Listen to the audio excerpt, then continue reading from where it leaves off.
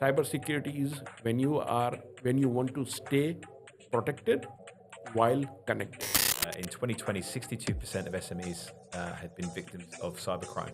Absolutely. And the And numbers are increasing as we speak. Yeah. I'm sure they are. And 20%, even I think in the survey that was carried out, didn't even understand the word phishing. So that's a huge thing. And every time I go, okay, yes, we are friendly people in Australia, but just don't trust everyone. Yeah.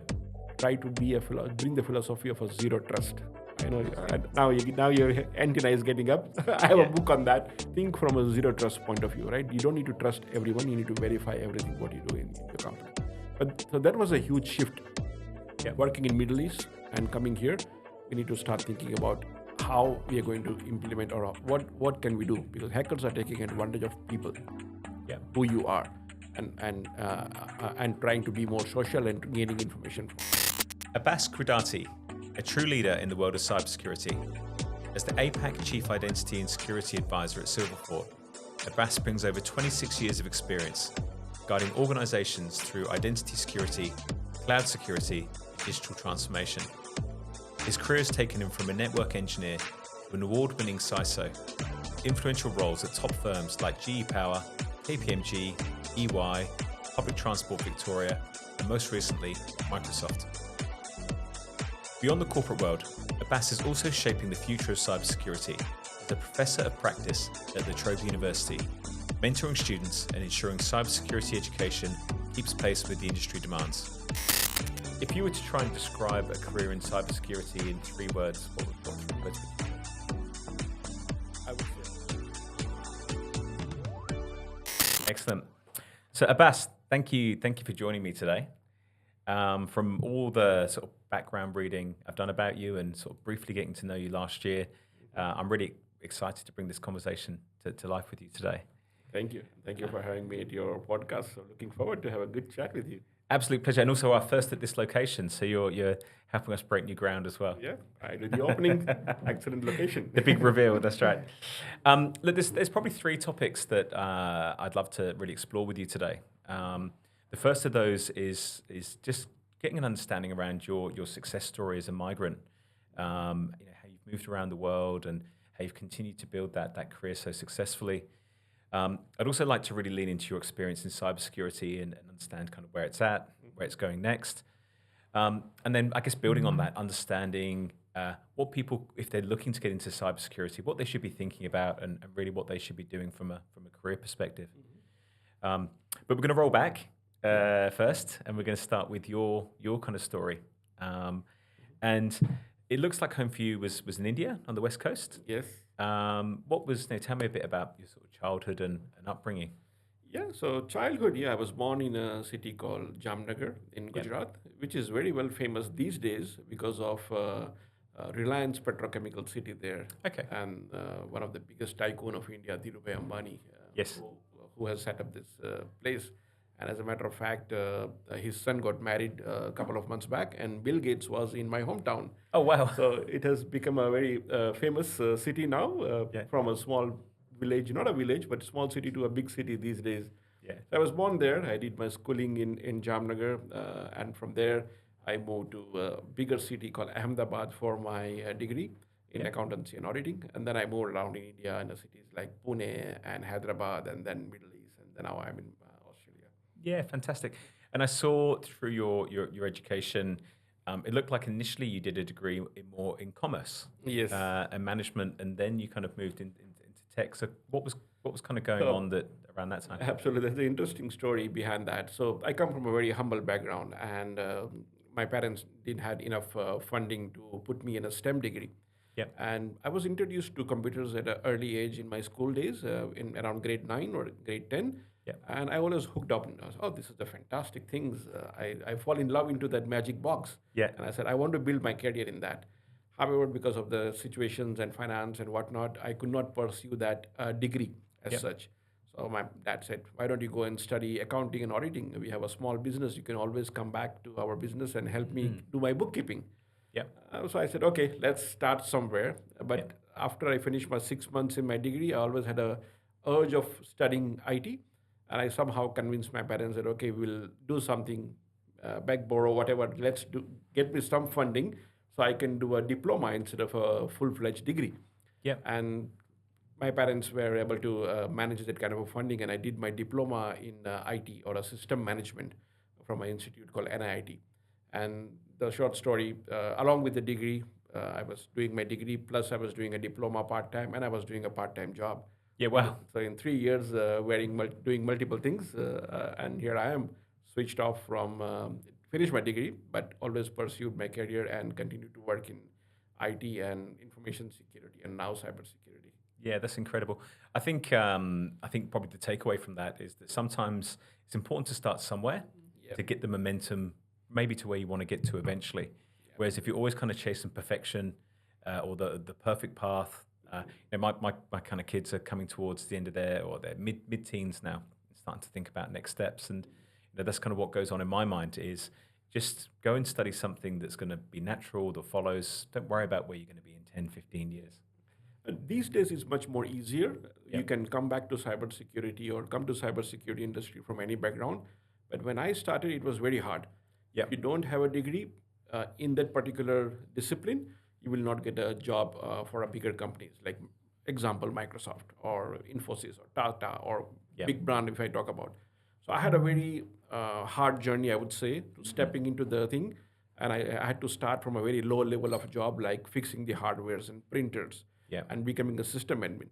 And nobody would give me a bigger job saying that, oh, you don't have a degree in computer science. So, Yeah. and we have line of people, thousands of resume when such kind of jobs open up. And India, how it is highly populated, and good number of people do a higher degree rather than somebody coming from a diploma and having a BCom. It was very tough for me.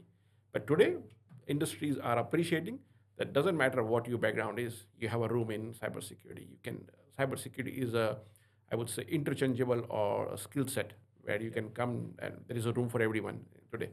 Yeah, it's interesting. I think some of the recent guests we've had on the podcast have been CISOs, and I can think two of them most recently didn't have a technology. In fact, one didn't even go to university. Yeah. They've started in different areas, and I think that's kind of what interested me with yourself coming from that commerce degree. And as you just described, your family had their own business as well. You kind of learned the mechanics of commerciality and business, Yes. and then the technology second. Yep, absolutely. That would be my interpretation. No, absolutely. It was a small business of a shop where I used to go and help my parents, my dad, when he was selling things online. So I learned how to talk to people and how to negotiate, and to be a salesperson at a very early age. Yep. And that skill I still carry on with me, because everyone is a seller at the end of the day. Of course. Even when you are talking to your spouse or a wife or a husband, you are kind of a selling and negotiating, right? Including negotiation with your kids. So if you know that selling skill at an early age, it's a first step to your success on how to negotiate, how to talk, how to convince at a various age of your life and at a various job as well.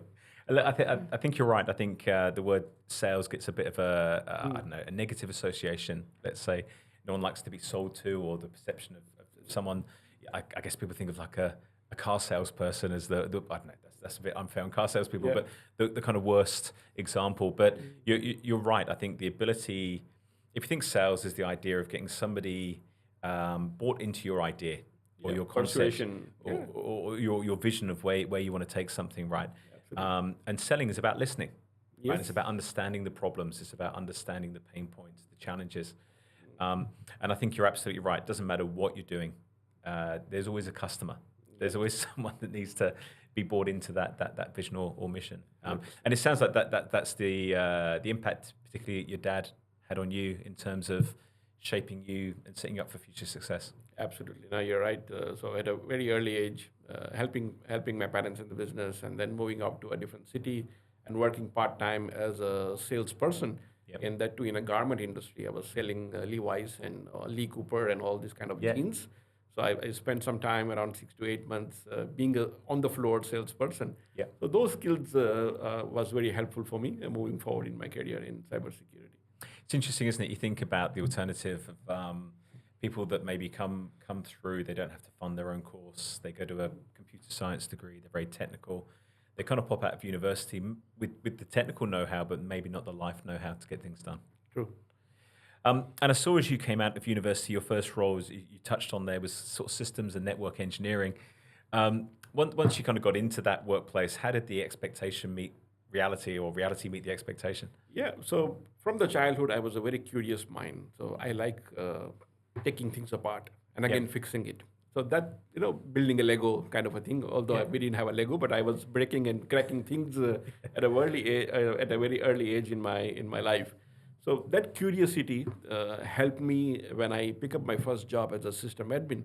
And as you know, system administrator are the people who will fix your problem on your computer hardware or a software or operating system. And that set me a success that I was known as a whiz kid as a young boy, that, hey, give the problem to Abbas, he will go and fix it for you. So any Interesting. problem, fix it.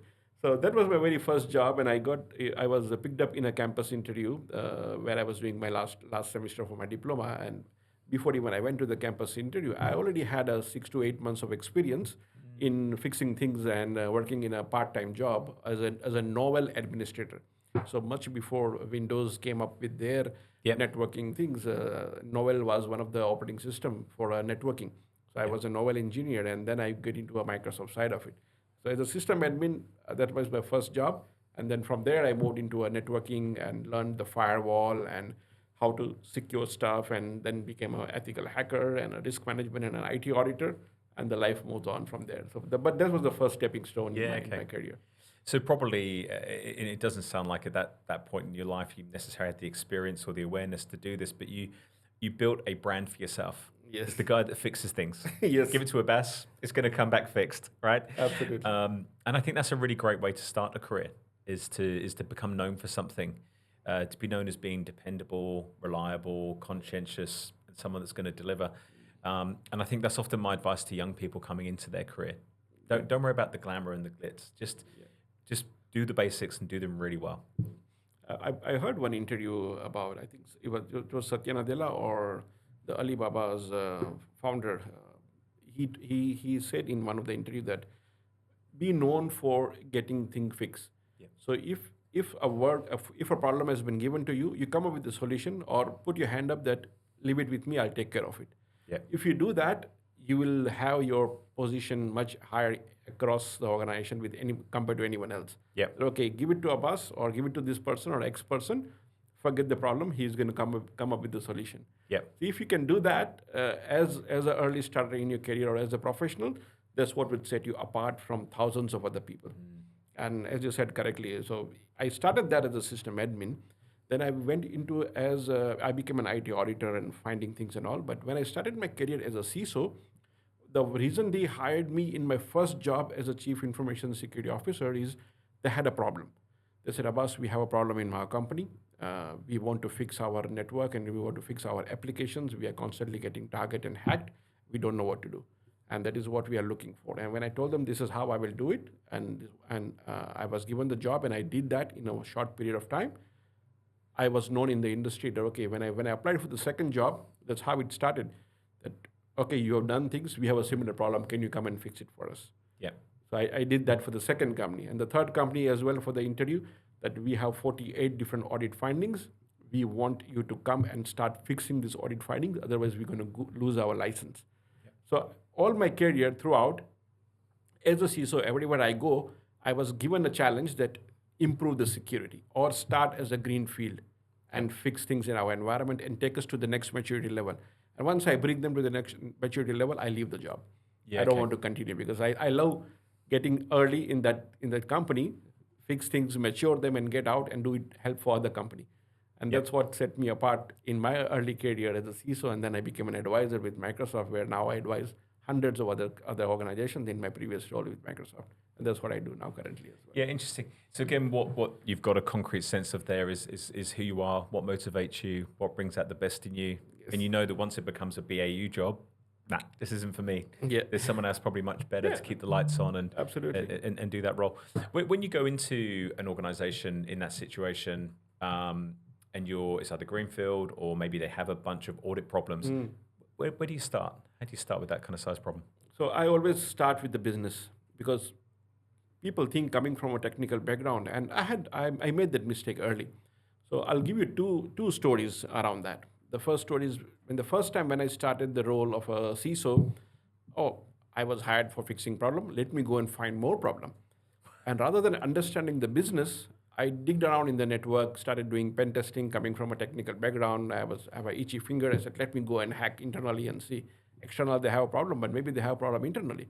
Yeah. And I come up with a long list of problem, and I went straight to the higher management, tell them you have a big problem in the thing, and you need to fix this. And the management says, what's happening? What is this guy doing it? And they called the CIO, and CIO became my enemy because I made him look bad. Yeah. Rather than working with the chief technology and the CIO in fixing things together as a partner, I made him look bad in the first 3 months, and I set myself to the failure. Yeah. And I learned my lesson after that. I lost the job Yeah. within a short period of time. I won't give you the name of the company, but I lost the job quite in a short period of time, and I learned my lesson in a hard way. And I had to find a mentor to guide me. I said, what did I do wrong? I think I was the smartest person in the company, smartest person in the room, knowing everything, bad, good, everything. He said, this is the mistake you did. Yeah. The first thing you need to do for any company who is hiring you is understand the business problem. What is they trying to achieve as a business? And I've given this kind of advice in many podcasts. If you're not learning the business, you are setting yourself as a failure. Don't start digging in on the day, first week or first month in your company. First, go and build your network. Understand who is doing what is the business objective. There is a reason why you are hired. They have a problem. So did you know why they have a problem? Rather than going into finding more problem. So build your ally, see who you are going to work with, make friends with them. Networking is the number one thing I say. Understand the business, what is business trying to achieve, and why they want you to come and fix this issue. Once you have that initial background, take 1 month, take 2 months. Nobody's going to fire you in 2 months. If they fire you in 2 months, if you start digging in more on the other direction. So understand the problem, understand the business, build your network, and then start getting, okay, let's work together. And these are the things we need to think and find the early, low-hanging fruits to fix it. So everyone looks bad. Yeah. Don't try to be a hero saying that I found the issue and I'm going to fix it. No, make others hero, and they will take you for the longer journey. And that's the mistake I did, and I learned from that first mistake, which sets me success and receive multiple awards in any other company I've gone, and I've been successful in. I believe I have been successful in that journey. But that's the lesson I always tell everyone, that don't try to be hero within the first 3 months. Make others hero. Yeah. Work as a team. Build your ally network. Understand the business, and then get started. That's a wonderful example. It's also very honest of you to share that. I think many people wouldn't be as candid in their background or the mistakes that they've made. And I think often when you do make those mistakes in life or in a job, they really do help you to go to the next level. And sometimes you need to go through that. And it's very powerful. It's very powerful to hear those kind of stories and hear how they're shared. Absolutely. I'm going to go back a step, if that's okay. Yeah, absolutely. Because I'm interested in, after you kind of established your career out of university in India, you then relocated to Kuwait. Yeah. So how did that come about? So I started my career in Pune, a big city in Maharashtra, and from there, my hiring manager moved to Hyderabad to start another company, and he said, "I like you. Would you like to come with me to Hyderabad?" Yeah. So I moved along with him to set up the whole network and set him up for the success.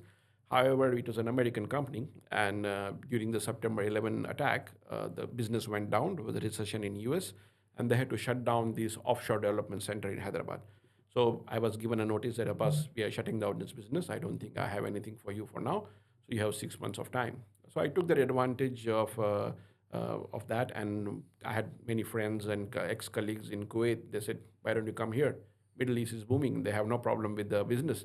And a person like you, who is a wizard and a whiz kid and all, I'm sure you can do well." And without having a job on my hand, I just went to Kuwait on a visit visa. Oh, wow. And I said, okay, I'm going to try it. And within few months, I was offered a job in a company called Kodak, the camera company. Yeah. It was a Kodak company in Kuwait, which is now known as the Ashraf & Company. So they hired me as their technical supervisor. Yeah, wow. Working for the customers and implementing their softwares and kind of a mix of system admin, pre-sale kind of a role. Yeah. And I said, okay, got the job. And I stayed there for almost 7 years. And here you go. different roles. Was there ever a moment once you got to Kuwait and you didn't have a job? Yeah. Was there ever a moment you thought, what have I done? No, I was very confident. Yeah. Since then, because I was a hands-on person, I knew that if I don't get anything, I will be able to convince person or there is opportunity, and I had my own network of people as well. Yeah. So I gave myself 3 months that okay, I have enough money to survive for 3 months. If not, I will go back in India and start something. But fortunately, and being a confident, within 1.5 months, I could found a job and who were able to offer me the visa to stay in the country and get started. And long story, I was there for almost 7 years working for different companies. Yeah, I was going to say, because I followed your story from that point, and it looked like over the next, say, 4 years, you established yourself. There was roles in, I think I wrote here, there was also network security for the Ministry of Education. Yeah. So how were you building that network, and how were you finding those roles?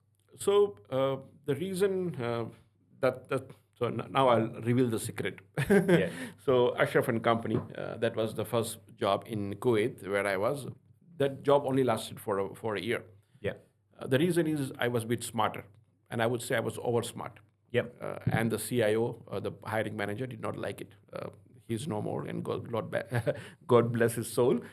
He did not like me at that time. He said, "Oh, Abbas, you're too smart for the company. I don't think we need that smart person in and I would give you a release. Why don't you find another role or a bigger role which could suit your appetite?" So that was, because it was a first job, I actually stooped down in my thing for the work I was doing it. And immediately I found another role as a contract in Ministry of Higher Education. They were looking for somebody who can blend the system admin knowledge and also part of a security as well, because they were building up the further network and VPN connectivity and whatnot.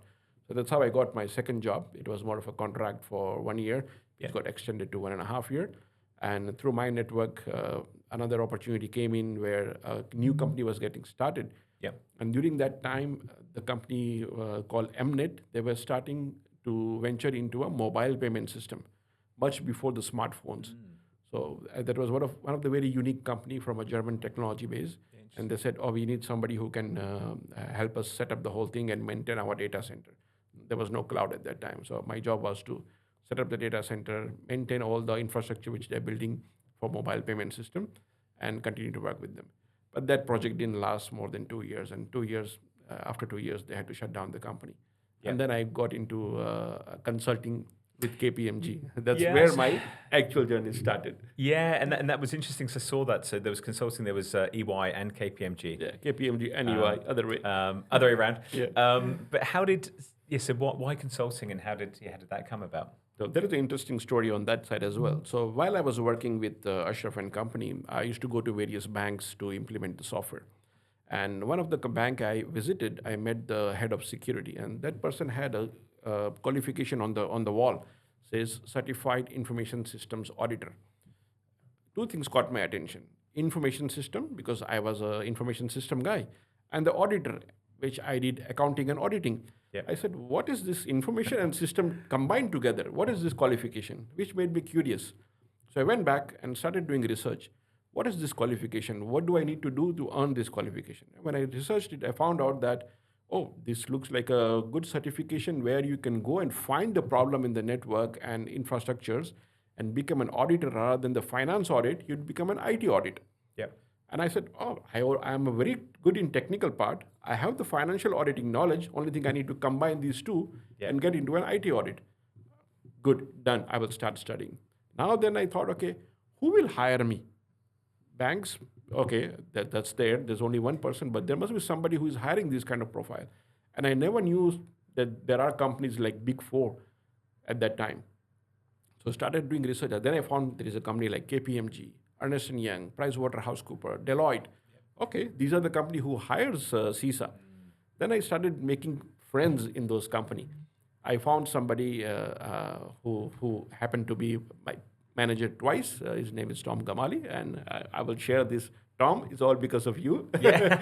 So Tom Gamali, he was the head of IT security and security consulting in KPMG. I happened to attend one of the presentation in a conference, and I reached out to him and got connected to him.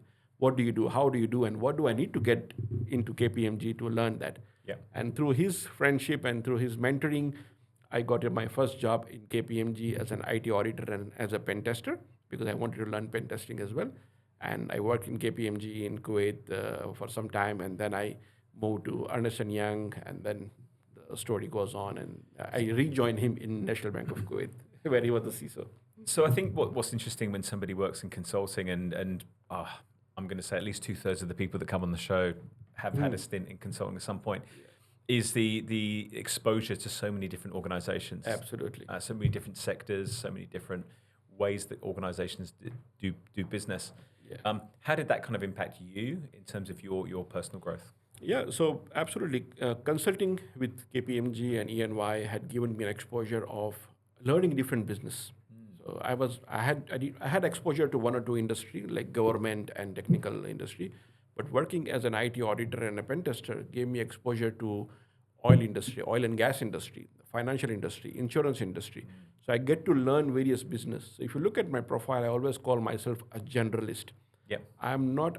I can speak about any industry you ask me because I've audited all the big industries and that too, not a small company, big company as an IT auditor. I have assessed those organizations. So and every time you go and audit somebody, you need to learn what they're doing it. You need to understand business. You need to read a lot. So that gave me an advantage of talk about any company, which set me for a success today as an advisor, where you put me in front of any company and I know what business they are into it. Yep. I can talk the language to a banking CISO. I can talk the language to a mining CISO or a oil and gas. I can talk the language with same kind of things or a problem they have in a telecom industry. So that consulting period which I had with EY and KPMG had given me a good exposure of various industries, learning what they do, how they do it, and how do I advise them as a consultant, which later on helped me to become a CISO and advisor today. Because I think what's interesting when I look at the world of cybersecurity is, unless you're a big company with a big budget, you're not going to have a big cybersecurity team, right? You're likely to outsource that, or as you say, maybe audit externally if you are a large company. So you get that kind of integrity around your systems. But also by bringing in a consulting firm, you get the upside or the advantage that you're getting the experience of all these other industries. So you get best practice, as you say, from oil and gas to telco to retail to financial services. Is that something you experienced? Were those organizations interested to learn about the other sectors and how they were doing things? So two things, right, in that. First of all, if we talk about learning various industries. So let's take an example of a CISO, right? I gave you example in terms of you need to learn and understand the business. And when you applied for the role similar to that, they always ask you a question, what do you know about our business? Right? So you need to do the research in that fashion as well. However, being in consulting, or let's talk about the small budget or a small company and a cybersecurity talk about. So, but I would like to take one step back. When you say cybersecurity, these days everything we call cyber. Yep. But when I started my career, it was more focused on the IT and the network side of it. Whenever somebody asks me, "Oh, what do you do in cyber?" I said, "Cyber is a new term, not 5-7 years old. It became more of a mainstream. But if you go a few years back or 20 years back, there was a standard called BS 7799, which later on became ISO 27001." Yep. Which is nothing but an information security standard. So first, if you do a history relation of one-on-one on IT and cyber and information, it started with an IT. IT is your hardware, your network, your systems and whatnot. Then came into a network security, where now you started adding firewall because now you're getting connected to other things. So from IT, you became to a focus on the network security. And that's what I have, if you look at my trajectory, started with an IT, standalone machines. Then I was hired to become a connecting the network using VPN and WAN. So I got into a network security. And from there, the word information security came in, where people started talking about, okay, now we are connected in the network, various cities and various offices. Informations become the key.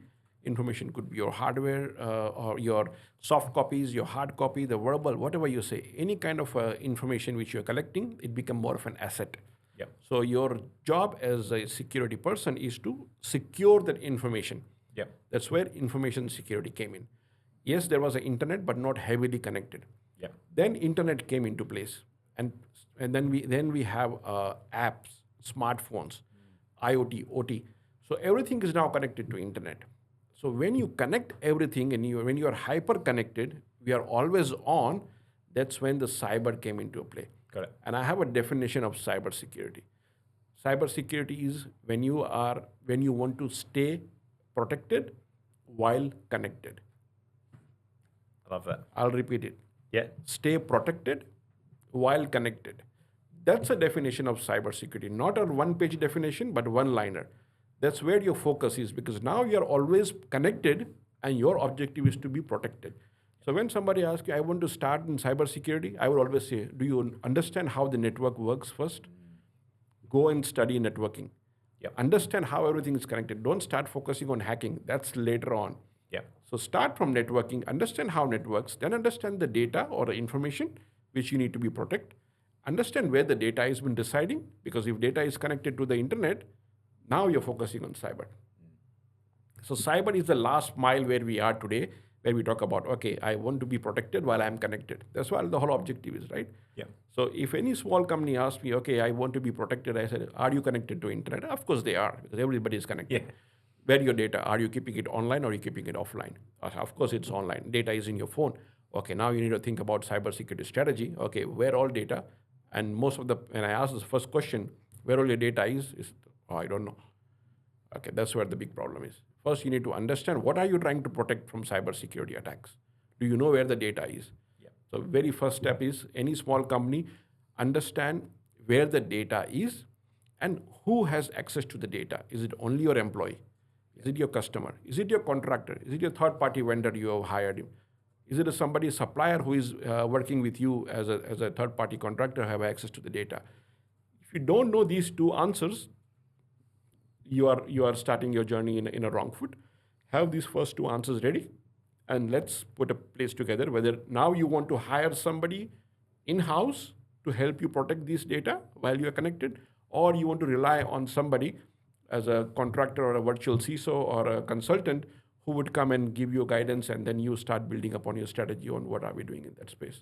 So long answer, but No, it's a this is great how answer. you should think about when you come to the cybersecurity. And I'm going to kind of deviate a bit from your career, and we'll come back to your career because I'm interested to know how you ended up from Kuwait in Australia. But kind of now we've kind of started with this. Your most recent role prior to the one you're in now was with Microsoft. Yeah. As the CISO in Australia.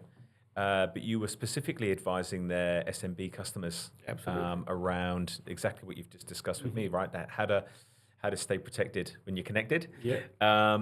And it's interesting because I think in Australia, I think the statistics right, 98% of organizations are small, medium business. Yeah, absolutely. Most people in Australia work in a small, medium business. Yet those businesses don't have a cyber team necessarily or the resource. Yeah. So they're exposed. I think the statistics shows that in 2020, 62% of SMEs had been victims of cybercrime. Absolutely. And the numbers are increasing as we speak. Yeah. I'm sure they are. And 20%, even I think in this survey that was carried out, didn't even understand the word phishing or what it meant, the kind of concepts. So as a small business that is connected and wanting to protect themselves, where should they begin, and do they need to hire someone, or are they better off going to a consulting firm and getting that broad exposure? Yeah. So let's dissect this into a couple of small points. So first of all, yeah, you said correctly that small medium enterprises are economic. That's the industry which drives the economy everywhere. Yeah. My wife itself is a small medium business owner. If you ask any big company today, any large company who has a budget and who has a people, what is your number one threat? They would say third-party risk. All the small different vendors and a company who is providing the service to them. Yep. They are not worried about the security about their own company. They are worried about the companies who are providing the business. And who are these companies providing the business? Smaller companies.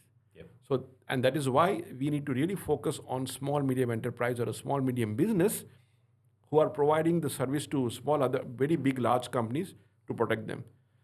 Go and pick up the news online and see the top 10 companies, bigger companies who are being targeted or being breached. And if you look at the fine print, they would always say it was not our data or our security was breached. It was the third-party contractor which they have been using who has access to my network They got breached, and from there they come in. So really, as you said correctly, we have to focus on those securing the small and small organizations who are giving me the business. Second, your point was, do they really need to have $1 million budget to security? No, really, security can be done with a very few things, and there are excellent frameworks and guidelines available from Australian Signal Directorate, and I call it Essential 8, not 20, not 100, not 120 controls. Focus on the top 8 controls.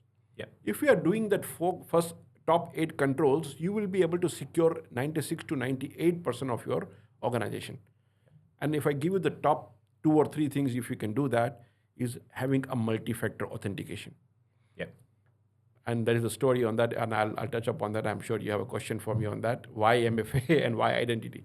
Yeah. So first control, I always tell a small, medium company that if you're not doing anything, have multi-factor authentication for all your employee and all your identities, what you have. Second thing is identify where the data is, what data you have it, and classify it. Because if you don't know what you're trying to protect, how are you going to manage those things? Third thing I tell them is having a good antivirus, anti-malware, or XDR things to protect against all the malware and ransomware which have been targeted towards you. And fourth is always keeping them your infrastructure up to date from the patching and all the updates which are coming in. So if they do 4 things out of this 8, they will be in a reasonable position to secure it, and doesn't need a big $1 million budget.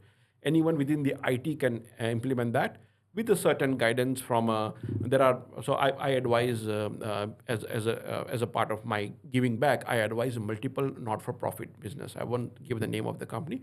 So there are not-for-profit who don't have a big budget and can't afford a CISO, but they request me that, can you come on board and help us once in a 3 months, 1 hour session? What is the new thing we should be focusing on? Are we on the right track? What we are thinking of doing it? So no charge, just for free, not for profit, give back. I want to secure those things because I know they have the data which could impact me. To give a example, blood bank. Yep. They have my blood data, but they may not be able to afford a high-profile CISO. But if they have somebody like me, I'm just giving an example, but not the actual. I don't work for a blood bank as such. But just to give an example, Yes. if they can approach somebody like me, there are many people who would love to give their time and give them advice. Are they doing the right thing? So going back to the summarization, I mean the top four things out of 8, essential 8 which we have. If they do 4 things within their people who they have in IT, taking a free advice from an advisor like us who could give them time, as well as if they can go, even if they can't start, they could hire a small consulting company, not a big company, right? To assess where they are. Because if they don't know where they are, how do they plan where they want to go? Well, and I think there's a couple of things. I think the 4 things you've listed, by the way, they're not very expensive. No, absolutely. Right? It's I'm free. sitting here as a business owner, and I'm listening Yeah. to that and thinking, well, that's not a big budget. No. A Multi-factor lot- authentication is free. It's- You don't need to pay anything to Microsoft for that. Exactly right. And even going and asking in your supply chain, where is, if you're using SaaS, where's this data being stored? Yes. And actually making sense of it. Yeah. I think what strikes me is the downside, and this is a generalization, but you engage with a consulting firm to ask these questions, and they start upselling. Yeah. Right? And they start saying, if you do this or you bolt this on, then your security is going to go from here to here. And I think that's one of the things I think for a small business is quite daunting, because you're far from the smartest person in the room when you're rocking up to talk to someone about this stuff. And it's a bit like buying insurance. Okay. Most people buy car insurance, health insurance, life insurance, property insurance. You rarely ever use it, but it's very easy when you take out the policy and they'll say, if you've ever got to a car rental at an airport and they say, just spend an extra $200 and your excess will drop by this, and this. Yes. And you're tired, you've just got off a long flight, and you're thinking, I'm driving in a foreign country and I'm on the wrong side of the road. Yeah, maybe I will spend that extra bit of money. But and they're doing the right thing, but ultimately the chances of you ever probably needing that policy are quite slim. True. And I feel like cybersecurity is similar. Very much similar. Good analogy. I think you covered it right. Yeah. The other thing that's interesting is my sense is, and you kind of touched on this as well, is the way that a lot of contracts are structured, particularly with big companies, is they just keep pushing the liability down the food chain, right? So you end up with an ASX listed company that's probably got the resources, they engage with a small, medium business that's maybe 15 or 20 people that provide a really niche service into that organization. Yet in their contract, that organization is suddenly responsible for the security of the services that they provide into this ASX listed company. And I kind of just wonder, is it not the responsibility of the ASX listed company as part of their partnership to also say to that small supplier, hey, we'll come and give you some free advice here? It is. It is. But does that happen? It happened. So I was a CISO in one of the previous company, without giving the name, and they were implementing a lot of digital tools for their customer to use it. So there was a small company, 10 to 15 people, as you said correctly. They have a very niche tool, which we wanted it. When I assessed that companies, because as a part of my role, anything which I procure from the market or any vendor I engage, I have to do a third-party risk assessment. Yeah. Or a supply chain security assessment, right? When I assessed that company, it did meet my requirement. I went back to the business that I know you want this company, but they are not in a good state that I could allow them to plug in and share my data or our company data in them. They're not secure enough. Yeah. But he said, no, this is the only company we need. And this is the only tool available in the market and no other tool. We really want this tool. What can we do? I said, okay, in that case, arrange my meeting with their IT or whoever is the CEO. I will give them the guidance of what are the basic things I would need for me to tick box. And they really appreciated, business really appreciated. Imagine if I could be very stubborn to the business and say, no, I will not allow it anyway, period. Yeah. They would have said, get rid of this CISO, get somebody else who can work with us. Yeah. Right? So what I need to do I had to become an advisor to that company who we want to do business with. And the CEO came to our office. He sat with me. I told them, do these 4 things. Show me that you have done it, and I will tick the box and sign off to hire you as a vendor. And they said, oh, that's easy. How can I do that? I said, okay, first things, you don't have a policy document. Here is a free template. Here are the links for the free template. Go and document it, sign off, and give a security awareness to your entire team that this is your policy. Done, easy, free of charge. Second, I want you to go and pen test or do the application security testing for your tool, because I see clearly you haven't tested your tool which you are trying to sell me. He said, yeah, I haven't done it. I said, here are the 3 companies I would offer you. Small boutique company, it's not going to cost you. Go and pick whoever you want. I will not give you 1 name, I'll give you 3 names, up to you who you hire. But these are the 3 recommendations. Easy. Costed them $2,500 to do the pen test. Share the report with me. They shared the report. I told them, okay, your report looks decent, but I want you to fix the top 2 things, high issues. Not everything, high issues for me to give you a sign off. And they did it. And that's how they sign off. But that is, and that is a partnership. Yeah, partnership. And I believe that's probably the dynamic that should be in place with suppliers and partners. And I think that's what concerns me is all too often, we're a small medium business. We're 25 people, and we approach a large ASX listed company to work with them. And where's your cybersecurity roadmap? Where's your planning? Where's your scoring? Where's your policy on this? And we look at it and think, gosh, do we need this as a requirement to tender? Or how do we lean on your experience? Yeah, absolutely. Or if we want to play in that world, we have to go off and make the investment. But it's a small business. That's a big investment to make as well. Yeah. So it's amazing to hear that story, because I think I'd love to see more of that. And since we were sharing our data with that company, based on my policy, I want to see every year what they are doing it. I will not leave them alone. So that also becomes as a part of your role, whether what kind of data sharing I'm doing with you. If I'm not sharing much of a data with you, then I would say, okay, once in a 3 year, I would come and ask you 4 questions. But if I'm sharing the customer data with you because your tool is what I'm going to use it, I will ask the same 4 questions every year. Yep. Show me your pen test report. Show me your compliance. Have you done the security training? What are you doing to secure it? Have you assigned the responsibility? You may not need to hire a full-fledged CISO or a security person in your company. Whoever is managing your IT should have the responsibility to manage the security. So somehow you need to tie it back and make someone responsible in the company. It doesn't mean that you go and hire somebody who is a CISO and need to spend all your money on that budget. So, 100%. So always it is a workable solution. Only thing you need to be more creative and be more consultative in your approach. That how can we work together? Yeah, great.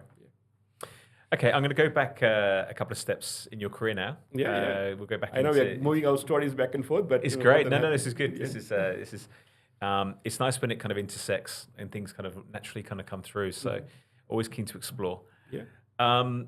So you built this kind of successful career in the Middle East. And I could see that you kind of, after time in consulting, you moved back into client side and you worked for the government of Bahrain and then the Bank of Kuwait. And then after all this successful building of your life in your career in the Middle East, you up sticks and moved to Australia. Yes. What motivated that move? Yeah. So being in Middle East, I worked in some large companies like Kingdom of Bahrain and National Bank of Kuwait. I reached to a ceiling where I didn't see myself growing any further. I could have stayed there, cruise myself, and get old and grow my have my kids grow up there. But since it's a Middle East and it's a very different culture there in terms of you cannot have your kids live with you, especially if you have a son. After 18, he has to leave you and go to other countries to study. And if he wants to come back, he needs to find a job in that country who will sponsor them. So that was one of a challenge. And I was telling my wife, okay, what do we want to do? We have now two kids, just young toddlers, and we need to start thinking now. He said, and we switched on the TV, and there was an ad going on from Australia, visit Australia, migrate Australia, and I said, that seems like a good option. Yeah. So, but honestly, I wanted to go to New Zealand. I said, okay, let's explore which are the top 3 countries where we can migrate. I looked at Canada.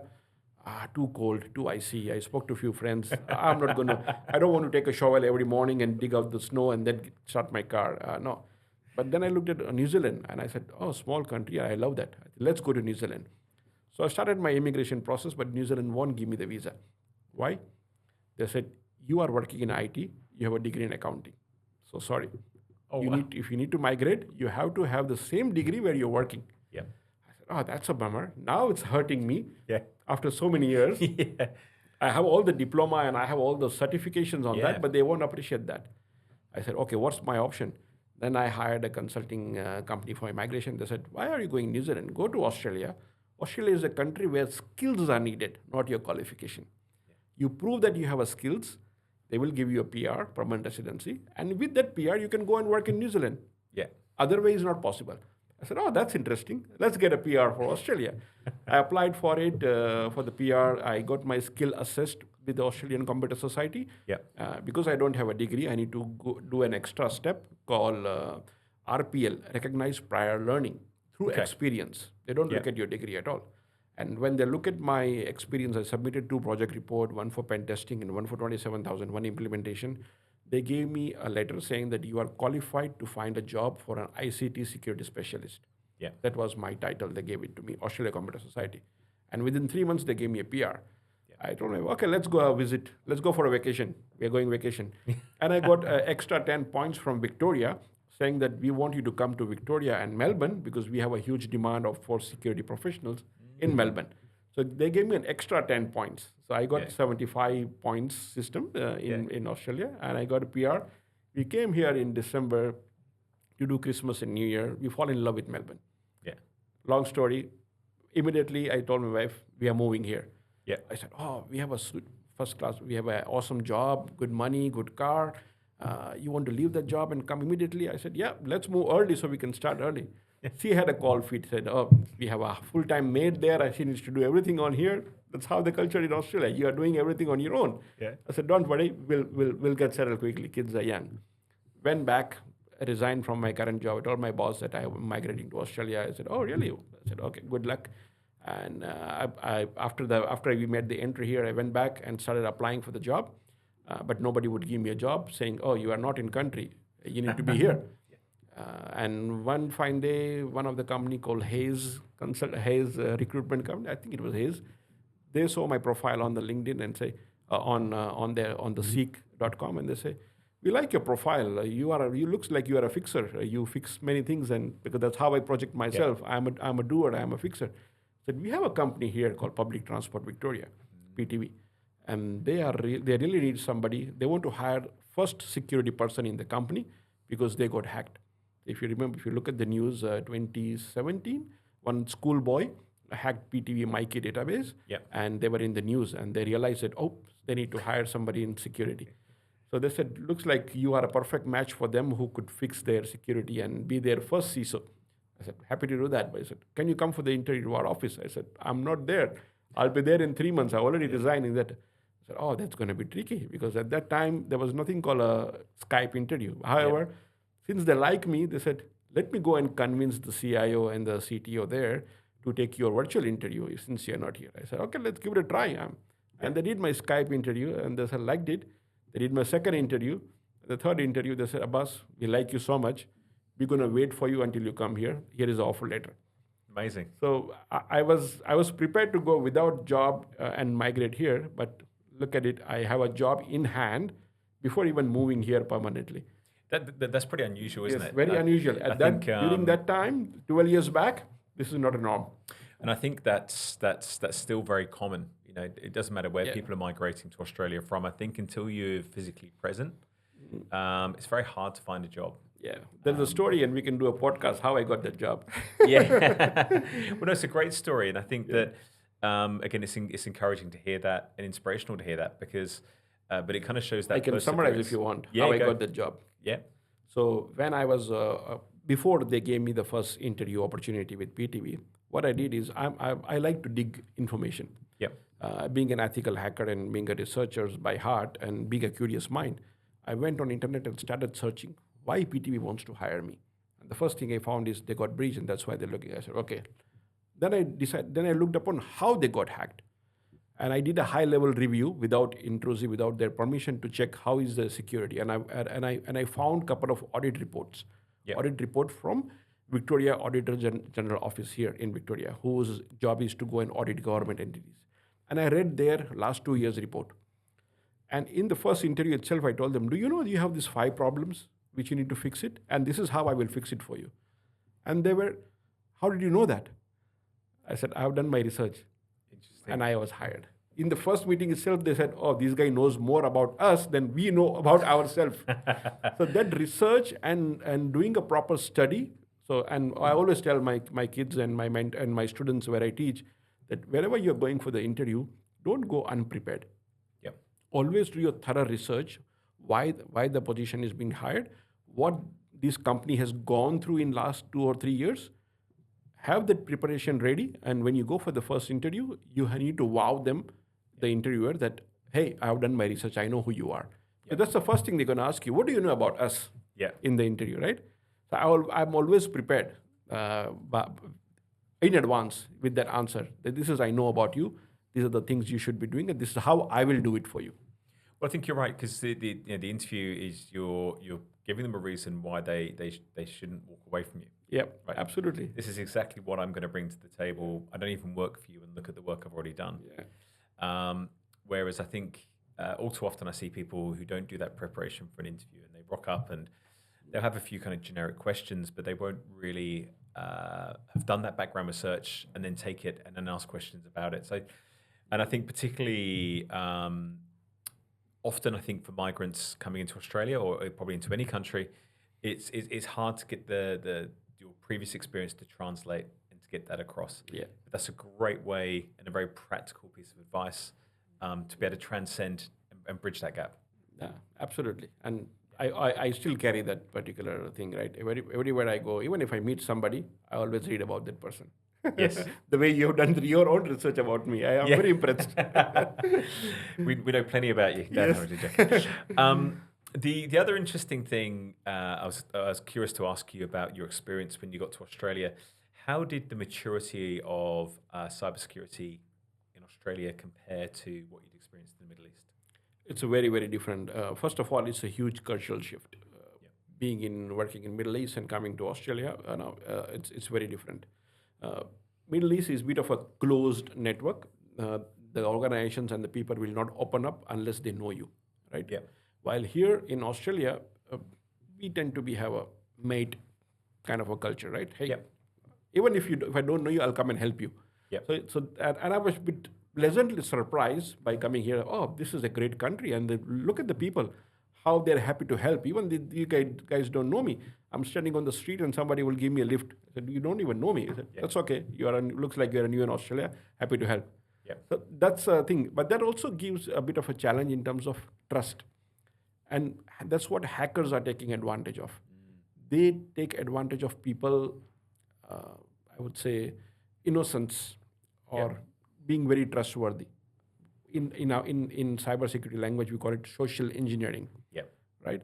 So that's a huge thing. And every time I go, okay, yes, we are friendly people in Australia, but just don't trust everyone. Yeah. Try to be bring the philosophy of a zero trust. I know Interesting. now your antenna is getting up. I have a Yeah. book on that. Yeah. So think from a zero trust point of view, right? You don't need to trust everyone. You need to verify everything what you do in your company. But so that was a huge shift. Yeah. Working in Middle East and coming here, we need to start thinking about how we are going to implement or what can we do, because hackers are taking advantage of people Yeah. who you are, and trying to be more social and gaining information from you.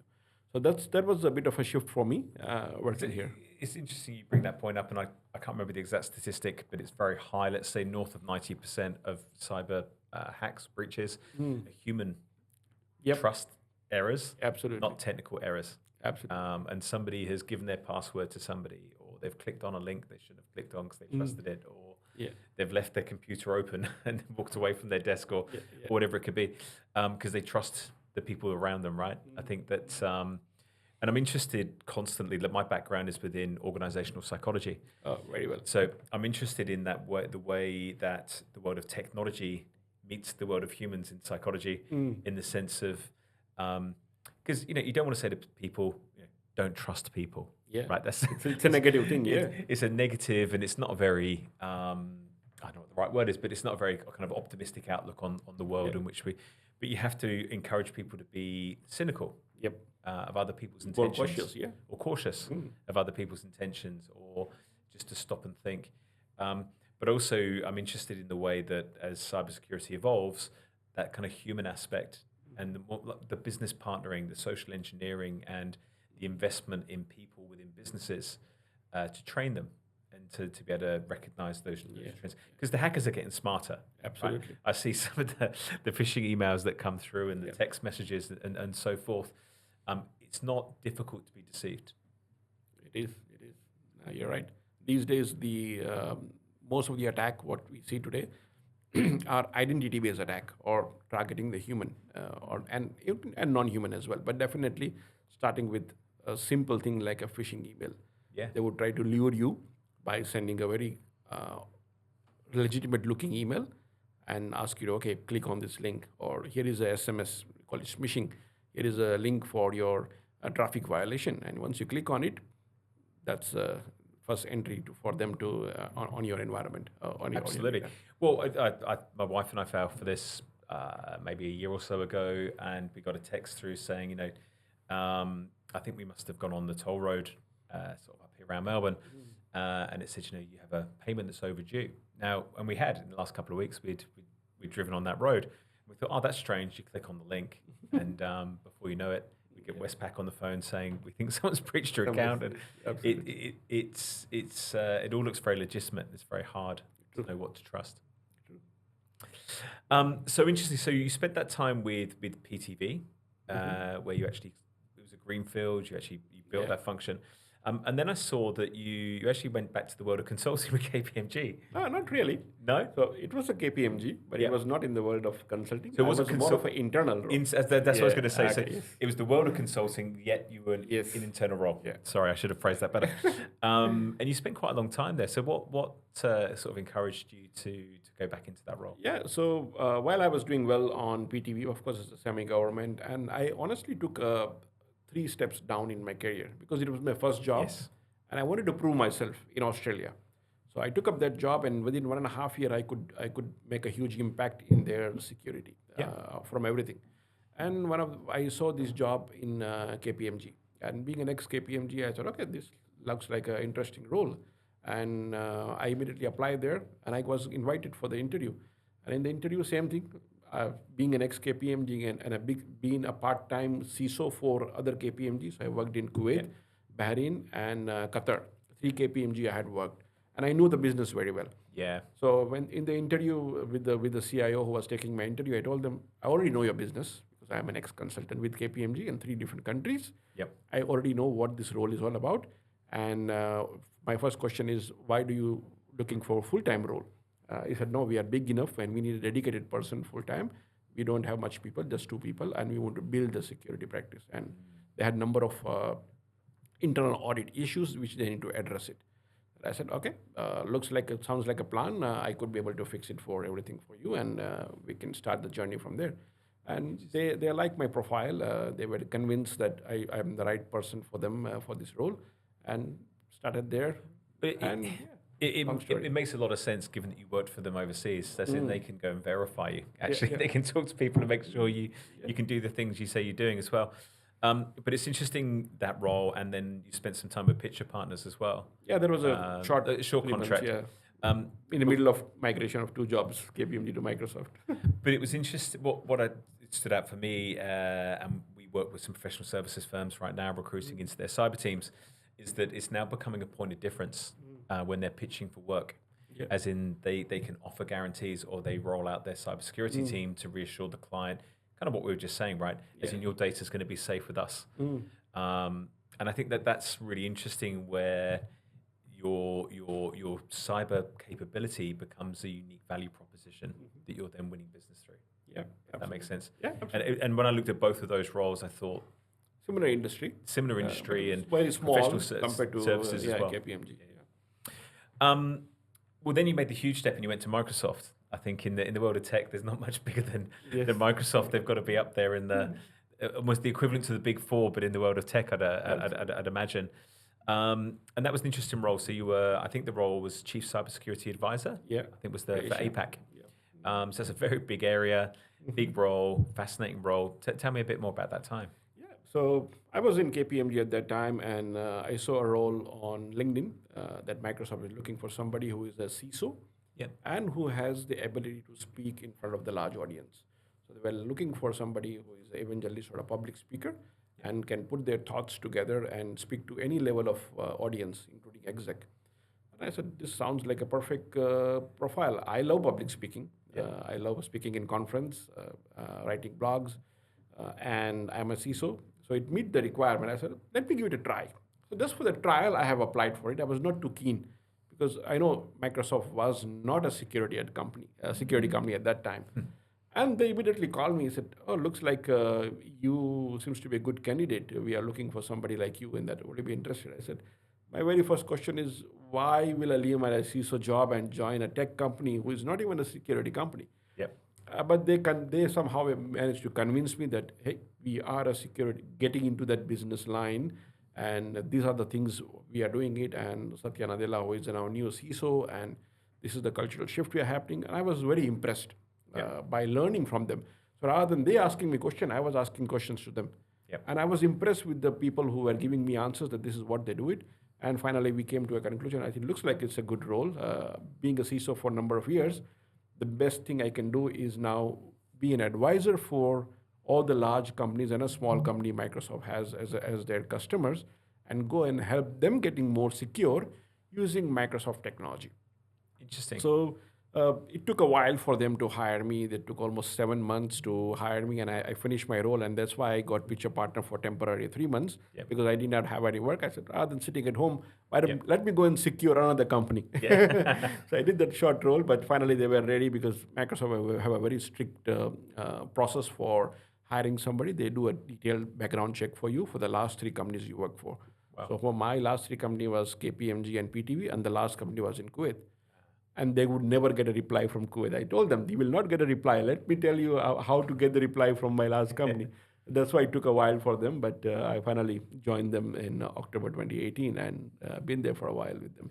But what a perfect opportunity for you personally, as in, and what I mean by you personally is that you've built your career to this point as being someone that loves finding problems and fixing problems. You've then really built that within information security, cybersecurity. And then here you are working for one of the biggest organizations probably in the world, particularly in tech, and being able to take that en masse and go and educate their customer base with the power of Microsoft behind you to be able to go and help probably a multiplier of people be able to go and fix their problems.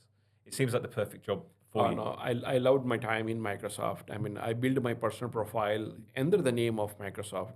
I would say it amplified my personal brand being in Microsoft because I had access to all the large companies in the world who are using Microsoft technology.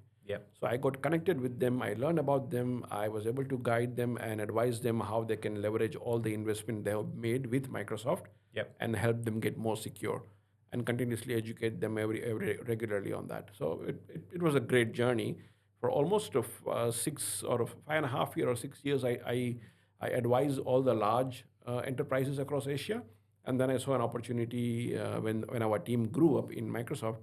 I was given a role for focusing on small medium enterprise. So I did that for a while, not for a long time, but short while. And then I found this opportunity where I am today with Silverfort and took up that role. Yeah, so that's interesting. So you've gone from enormous Yeah. back to a not quite a startup. They're a bit bigger, about 500 people, I believe, Silverfort. So what drew you to your current role?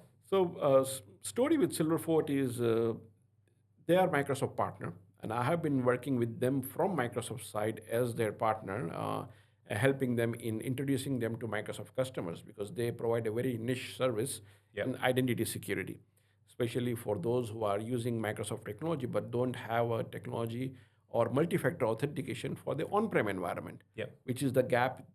Microsoft does not have that kind of a solution to for on-prem MFA, and Silverfort is one of their go-to partner. So CEO always liked me in last 3 years, and he keeps on telling me whenever there is opportunity, I would love to have you to come here. I said, nah, you're a too small company. You only have one or two features and product, which are not exciting for me. But they grew up very well in last 3 years, and they have now unified identity platform with lots of extra thing added on that. And I saw a perfect opportunity to grow along with the growing company. So I took the opportunity. I said, okay, this is the time. I think I've done enough. I would say 6+ years in Microsoft is a good enough time on a same role. And I saw the opportunity to grow along with the Silverfort. So I took up that role in a similar fashion what I was doing there in Microsoft. So I'm now a chief identity security advisor covering the Asia market, but also I go beyond Asia as well. But I focus on Asia market, working with them. So yeah. Yeah, amazing. And I saw through your background as well. It seems like you do many things. I know you're involved. We were talking earlier, involved in some AI startups. Yeah. You're also a part-time professor and practice of cybersecurity at La Trobe University as well. Yes. Which is an interesting connection because we had Andrew Morgan recently on the show. He's a good friend, and his replacement David Willett as well. So nice. I feel like we've got the La Trobe trifecta here. Yes. Of the whole gang. So I'm just interested when you're working with students in that role, what are the next generation looking for in cybersecurity, and how do you think they're going to get there? Interesting. So mostly when I go and teach or go and do lectures for undergrad or master's degree, that's where I focus more on master's degree, but I go and do guest lectures for undergrad as well. And if I ask them a question, why you are stepping in cybersecurity, what attracts you? And 80% of the people would raise their hand and say, I want to become a hacker or ethical hacker. Yeah, right. So I need to tone them down that, do you know that there are 20 other things you can do in cybersecurity today than just being an ethical hacker? And they said, what else I can do? I said, then I have to go there and give them an advice that, okay, there is something called governance, risk, compliance, pen testing, red team, blue team, malware researcher. I can go on and on. And they said, oh, we never knew. I said, yep, that's why I'm here. So focus on these many subjects. So whatever your degree has been teaching you, each of the subject which you are doing in your degree, have a career pathway. Just not the pen testing thing. I said, oh, that's surprising. So education and awareness is the biggest thing. Some students, they know exactly why they are doing the degree, but because of their passion, they said, no, take my example. I always give them my example that I was always passionate about IT since I was a kid. Although I didn't do a degree in IT, but I came into the IT world or a technology world. But you have been fortunate to study a degree in IT and a cyber. So take that advantage. Find why you are here. Do you know your why? Why are you doing cybersecurity? Is it your parents who told you, or are you really interested in that? Is somebody pursued you to do that degree, or you just did it because you don't have enough attire, or you have a good attire and you want to do that? What attracted you? Somebody said, yeah, I have seen some audio podcasts, or I know this hacker, or I love programming, and I love Lego building, and I know coding. So some answers you get it. Otherwise, people just doing it because cybersecurity is the next cool thing. Well, it's right now. It's the hottest topic, right? Hottest topic. The fastest, one of the fastest growing skills or job demand in the world. as you say, there's kind of a loose association with hacking, which is probably quite So, yeah. a bit sexy, a bit fun. Yeah, absolutely. Around these things as well. But I also think that there's probably, and again, this is a bit of a generalization for young people, but they're not really aware of most careers. They're not really Absolutely. aware of most jobs. I'm no doubt you and I were when we were in our early 20s of the kind of roles that exist in organizations or the kind of problems that businesses have. But the only way you get that exposure is to be around people like yourself. Yeah. I do students mentoring. I'm part of the AWS and Australia Women Security Network as a mentor. Yeah. I do mentorship with ISACA Students Chapter as well, RMIT, Deakin, Latrobe. Many universities I have registered as a mentor. Yep. And whenever time permits, people reach out to me and I do give my time, half an hour, 15 minutes call to guide them and educate. Hey, this is not the only thing you can do in cyber. Why don't you focus on this area? And there are many career changers as well who reach out to me. Abbas, I have been working in IT as a database administrator for 15 years. I want to switch to cyber, which is the role I can go through. So I look up their profile and guide them. Okay, looks like you have a great skills on IT management and things like that. Why don't you go into a system management, or we call it ITL, or a IT management side of it, where you need to focus on the change management, control and things like that. I said, I never thought of it. I said, study these 3 or 4 areas and start applying for the role.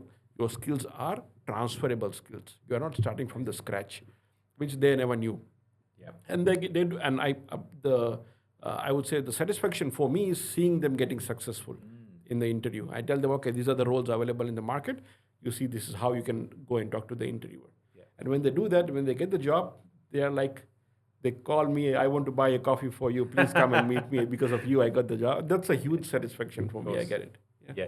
It's nice to be able to give back, right? I think particularly when you've been on that journey, and you probably needed someone like yourself 20, 25 years ago to open your eyes to those things. Yeah. If you were to try and describe a career in cybersecurity in 3 words, what 3 words would you pick?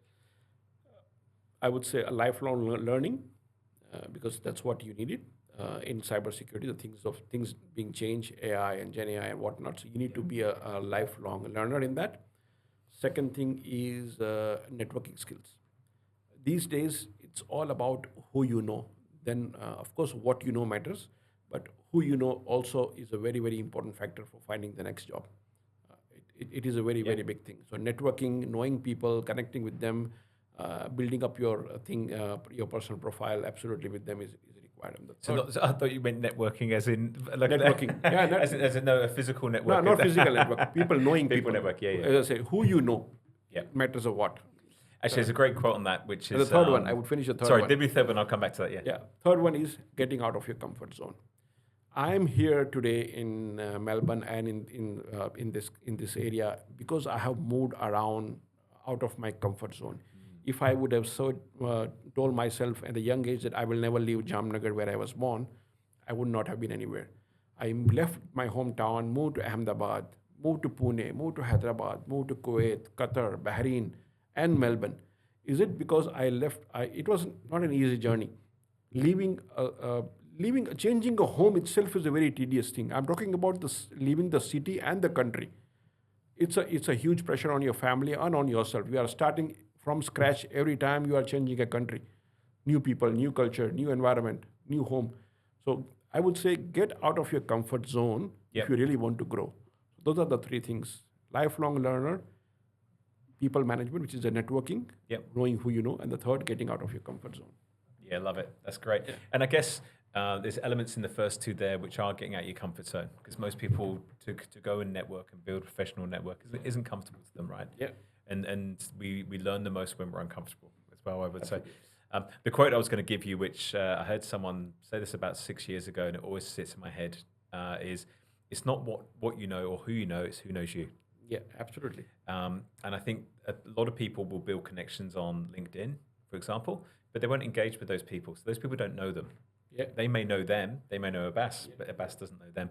So it's the way that you proactively add and you invest in that network too. I have a favorite quote as well. Something similar to that. So people usually ask me a question that, what do you look for people when you interview them? Yeah. I always say that it's not the aptitude, it's your attitude which determines your altitude. Nice. I like that. So how do you test that when you're interviewing So someone? I always look for, are you really passionate about what you are looking for in the interview, in this particular job, really? So always look for the attitude. Do you have the right attitude to work with me? Yep. Technology I can teach. Yep. You will, anyone who is passionate about something, they can learn the technology. And to be honest, Microsoft hired me not because I was expert in Microsoft Cloud. Yep. I had many other skills. I learned about Microsoft technology after joining Microsoft, right? So if Microsoft has that kind of a attitude for hiring somebody, that is what I even tell everyone who are interviewer, that don't look for 20 qualifications or 10 certification if the person does he have a right attitude to learn and grasp quickly and learn, work as a team, Yep. learn from each other and grow along with that. Is he hungry? Is he passionate about, or is he or she passionate or hungry about what they want to do in their life? So I always look for the right attitude. Technology can be learned. It's easy these days to learn technology. Yeah, fascinating. On technology and learning technology, and we've kind of touched on the subject maybe 2 or 3 times in our conversation, but not gone there yet. AI and cybersecurity. Now you're opening a Pandora box. I know you published a couple of articles, which we will include in the comments on this just before Christmas. In summary, where do you kind of see AI and cybersecurity going? So, 2 things: security for AI and AI for security. These are the 2 topics everyone talks about it these days. Of course, if I start this, we'll need another 1 hour on my podcast only on talking AI. But the way I want to cover 2 topics in that. Because of generative AI, this technology, hackers are getting smarter these days. Anyone with easily available tools like ChatGPT, and there are many other GPT-based tools, they're able to create the automated scripts and finding the vulnerabilities, and they do a lot of these things using AI. A simple example: we used to train our employee that this is how you will spot a phishing email, spelling mistake, this, that, and what. Today, hackers are creating a perfect email using ChatGPT, which is so hard for you to go and train your employee that this is how you spot. What are you going to do? So that is why the way hackers are leveraging AI, we as a defender have to think about leveraging this kind of technology to defend ourselves. And there are a number of tools and technology in the market which are, or I would say, every second tool you use in your organizations, now they have embedded the AI power of AI within them, in which automatically it will learn, like heuristical based signature. It's rather than a signature base, it is learning from your behavior. And they're using the machine learning for that to identify on that. So definitely there is an opportunity for us as a defender to start using it and give these kind of tools to your employee or your defender. One such tool, because I work for Microsoft and I learned that tool very well, is called Copilot for Security. Now, what Copilot for Security is, I'm not trying to sell that product on your podcast, but you can, anyone in your security operations center who has a basic knowledge of security, they can leverage this Copilot for Security and ask the simple English prompt: show me what's happening in my environment. What are the top threats to my company? And they can take over and start working towards that and be more effective in their learning. So you are bridging the gap. You don't need too many people. You can hire the fresh graduate with the basic understanding and give them these kind of tools and be more effective and more quicker in their work, what they're doing it, rather than somebody who is not leveraging this kind of technology. This is just one example. There are many, many other examples we can go on, but definitely you need to think about how these tools can be leveraged. The second part I touch about is security for AI. That's where it goes to my earlier conversation I had with you, that people don't know what they have in terms of data. Because once you implement these kind of AI-based technology, it's going to learn everything within your company. And if you have not secured your data, and if you have not secured the access towards the data, AI is going to learn everything, and anyone can go and ask, what is my CEO salary, and it will give you, because you haven't secured the data, classification of the data, access towards the data. So it's a double-edged sword. It could help you to be much quicker, smarter, and very much secure.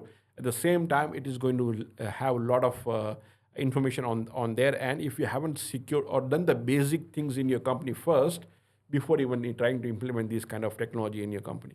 Yeah, interesting. So double-edged sword, I would say. But it's also one of those ones where I was going to say daily, but it's more often than that. That someone is trying to sell an AI product. I'm constantly getting marketed AI products. It can do this. It can do this. But all of that involves being connected. Go back to your previous statement. The protection and connection, right? As in, you are going to connect to another organization and then share information to some degree with them in order to get the power back of their AI tool. Well, where's that going, right? And how do you know what they're using it for, or are they then selling that on to somebody else, or is this a front for somebody to obtain data? It goes back to that kind of governance and trust. Or not or being a bit more cynical before you just give this stuff away. So I'm advisor to a couple of startups in AI, and both those companies are a bit of a different area, but both the tool which they are producing are specifically for governance within AI. So you as a security person or an IT manager, you want to know how many AI tools are being used by my company. I can't just blanket and close everything or block everything. That's not the way of managing security. Let your employee use things like ChatGPT or Copilot, but you should have the right data governance or the governance in place, what they are using it for, and give them right education on prompt engineering, which we always fail it. I will just block it. No, blocking is not an option. Go and tell your employee how to ask the right questions using a prompt engineering training, rather than you leaving them alone and assuming that they know how to ask the right question. There is a lot of stories, but I'll take a pause there. That's good. Thank you. I'm going to go to our lightning round now. To mix things up a little bit. So I'm going to put these cards out. So there you go. They're kind of randomly spread. Pick three. Okay. Let's target one. Draw three at random, and then what I'm going to ask you to do three. All right. Is flip them one at a time, read the question, and then give us your answer. Okay. If you could change one thing about your industry, what it could be? Oh, my industry. I don't have a specific industry, but let's talk about the technology industry. You know? I would say one thing to change in my industry is, I would say, the trust factor. So I'm a big advocate these days about zero trust. And as you said correctly initially, zero trust is more of a negative word. But actually, we have the way we are doing business and the way technology is moving, everything is hyper connected. We need to start flipping our mindset being a zero trust. So always, never trust, always verify. It could be for everything in our personal life as well. You're getting a SMS from toll, verify. You're getting a call from the bank, verify. Start from there. So I would say applying the zero trust mindset in every industry is, I think, the number one thing I would really love to see people start thinking from that line of it. Zero trust. Never trust, always verify. That's number one. Got it. All right. What do we got next?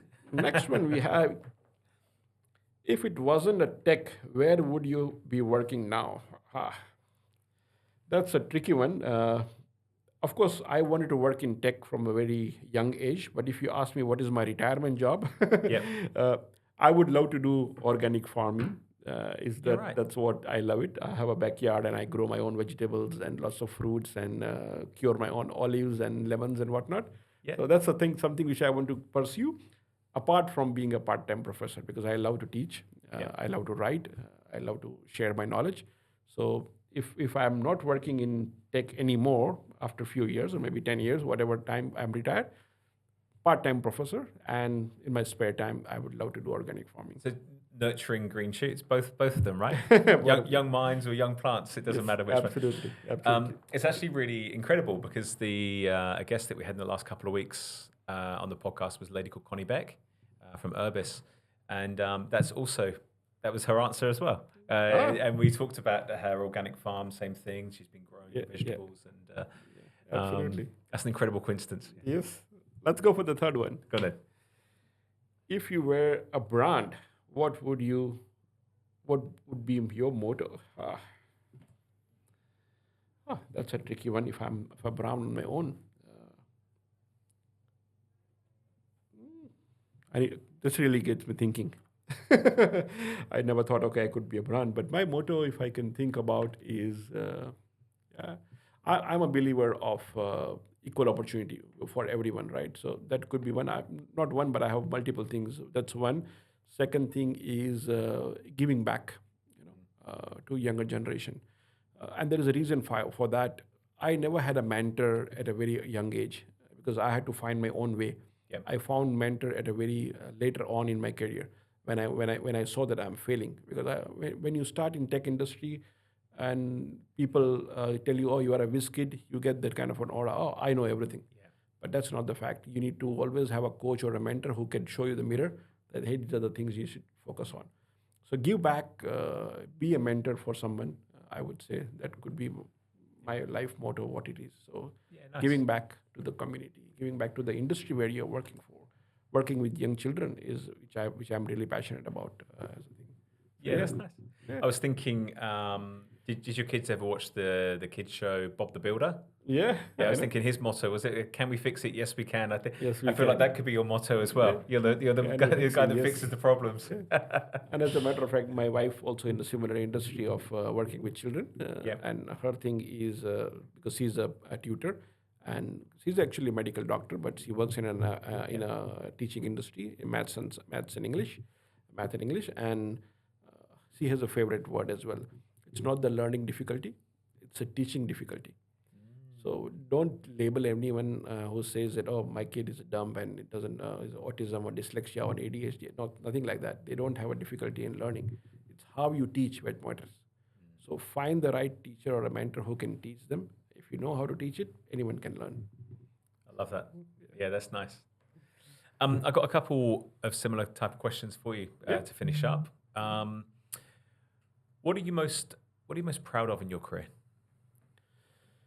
Most proud of my career is I would say the various industries I have worked and the countries I have moved around, which has made me much more resilient and stronger, and I would say uh, more knowledgeable about various industries and various culture I've been through. So that I would say that area I'm very proud of from the professional life point of view. But personally, absolutely is having a good family around me, my wife and my kids, especially my wife, who is the rock for everything. She is my coach. So and I would say she's much more smarter than me. You're right. And I'm put it on the record. That's done. That's on record. Yeah, now. it's on the record now. So she is my go-to person. Yeah. Every time I have a problem professionally, I would always bounce off the idea because I'm an individual contributor for last 7-8 years. I'm a home employee. I don't go to office. I don't have a team. I have a peers who I work with, but I'm a home employee. So who do I go and ask for coaching or mentoring? That's my wife. I go and bounce off the idea with her, and she would tell me because she's a neuro-linguistic professional. She's a NLP. Well, I think we often look for mentors in our professional life, but actually the best mentors often at home. Yeah, we always ignore it. But for me, she's the first person I would go and ask. And sometimes she said, "Okay, you're asking me, but go and find a coach as well. I can't coach you because I'm your wife." So that sometimes she pushes me back as well. But That's most good. of the time, she's the first person I would go and discuss anything professionally as well. That's great. Do you have any career regrets? Which goes to my earlier statement that I wish I had a mentor at a very early age. I didn't have it because at that time IT was very new, and I come from a small village at that time. Now it's a big city, but there was nobody in my entire family who had even completed a graduation. In those days, people don't study; they go young age, they start the business, and or they do the job. So it took a it it took a longer journey for me to where I am. But I wish I had a mentor at an early age who could guide me and coach me where I should be going it. Yep. So that's a regret I have it, but that's what I am very passionate about mentoring. Yeah. And I have a son who is now second year university in Latrobe University, doing his bachelor's in cybersecurity. Oh wow, there you go. So up till grade 12, being a typical teenager, he would they know how the kids are. They won't listen to you. But after getting into a cybersecurity, we are the best buddies. Yeah, of course, that's right. He looks up on me, and every day, every week, we spend time together and brainstorm. What should I do? How's the study? What can I help? All that thing. So a mentor at home, but absolutely, which is I love to give it back. as a mentor. But I wish I had that in my career earlier. So that's the only regret. But no regrets. I look forward. I'm a very positive person, so I don't regret what I missed out. I look forward for the future, what I can do. Yeah, it's nice. As we go through our career, we receive feedback, and that kind of shapes us into the person that we ultimately become. What would you say has been the most significant feedback you've received in your career? So that was the example I shared where I failed in one of my job, where thinking I'm the smartest person in the room, and not being humble enough to go and learn and talk to others. That was a feedback one of my mentor gave me, that that's not the way. You're not setting up yourself for the success. So understanding, working with other people, don't try to be a hero yourself. Make other in your team or in your peers, make them hero, and you will have a very long career, and you will be liked by others, rather than you trying to say that everything is me, me, me. No, there is no I in cybersecurity. It's always we together. So together we go far. If you, as the line says, right? If you want to go fast, you go alone. But if you want to go far, you go together. So I would say that I would love to say that. So that's the feedback I got it, and I always remember that line every time I look for the new job, or every time I talk to somebody in the company. Yeah, that's great. What singular piece of sage advice would you give to the next generation of cybersecurity talent? The advice I would say is we covered in the 3 points, right? Build your own brand, which can be only through a networking. So be a lifelong learner. Get out of the comfort zone and get into a habit of networking people. It's about who you know. So that's the future. Technology is changing very fast. If you are not learning fast enough, cybersecurity industry is not for you. I would be very honest and blunt on that. If you're thinking your career in cybersecurity, you have to be a lifelong learner. So I'm at the age and at a mature age, and I'm still have to study at least 2 to 3 hours every week to keep myself up to date, and being an advisor that is expected from my role. I can't call myself advisor if somebody asks me a question and I don't have at least the basic answer of it. So I keep myself up to date from various threats, various regulatory, various compliance, what's happening around the world, why they got hacked, what happened, all those things. You have to be curious. Stay curious, stay hungry. And they often say the best way to learn is to teach. Yes. And we were talking about this earlier, but I think 68 publications you have now, 5 books, multiple podcasts. We're going to put all the links to that stuff into the comments with this recording, because I think you've got so much knowledge and advice to share around cybersecurity. It's like that. Once you consume, it has to go out somewhere, right? That's right. That's right. So all the information I learn, I need to put out somewhere so people can take advantage of all the things I'm learning. So I do that with the options like podcasts and writing books and blogs. But it's a great place. It's a great way to play with that learning, because if you then have to turn it and articulate that back, it really or makes you play with it in your mind and think about it, and how does it connect to this point, and then you have to be able to package it up for someone else. So I think I really admire what you do.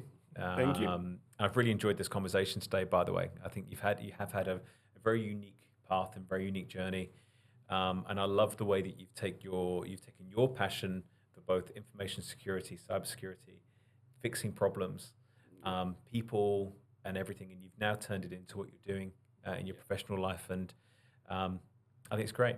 So thank you for sharing your story today. My pleasure. Always happy to be here. Thank you. Cheers. Thank you. Thank you for listening to Tales from Tech Titans, and be sure to follow us wherever you get your podcast. If you'd like to get more insights about tech careers, then check out the Ember, that's EMMBR LinkedIn page for the latest updates, articles, and engaging discussions.